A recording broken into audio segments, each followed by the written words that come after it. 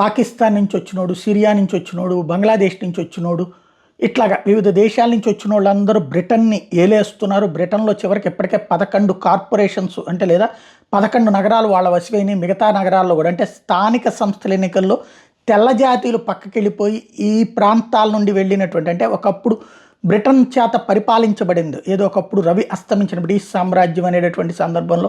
Britain చేత పరిపాలించబడినటువంటి దేశాల్లో especially ముస్లిం దేశాలకు సంబంధించినటువంటి వాళ్ళు అక్కడికి వెళ్ళి సెటిల్ అయినటువంటి వాళ్ళు అక్కడ రాజకీయాలను శాసిస్తున్నటువంటి వేళ విరక్తి చెందినటువంటి అది ఒక ఎత్తు అయితే రాజకీయ పరంగా, రెండో పక్కన అక్కడ ఉన్నటువంటి తెల్ల జాతీయులు లేదంటే ఆ దేశానికి సంబంధించినటువంటి వాళ్ళ మీదనే దాడులు, అత్యాచారాలు, హింస, హత్యా ఘటనలు చోటు చేసుకుంటున్నటువంటి వేళ అక్కడ ఉన్నటువంటి ప్రజలు తిరగబడితే ఆ తిరగబడ్డటువంటి తెల్ల జాతీయుల మీదనే కేసులు పెడుతున్నటువంటి వేళ కీమ్ స్టార్మర్ ప్రభుత్వం మీద విరక్తితో ప్రజలు పోరాటం ప్రారంభించడం, అది కూడా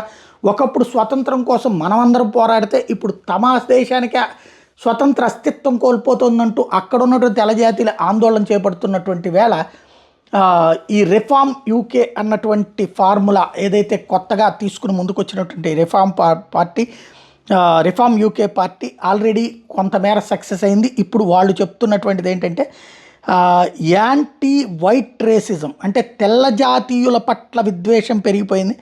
దాన్ని కంట్రోల్ చేస్తామని చెప్తున్నారు.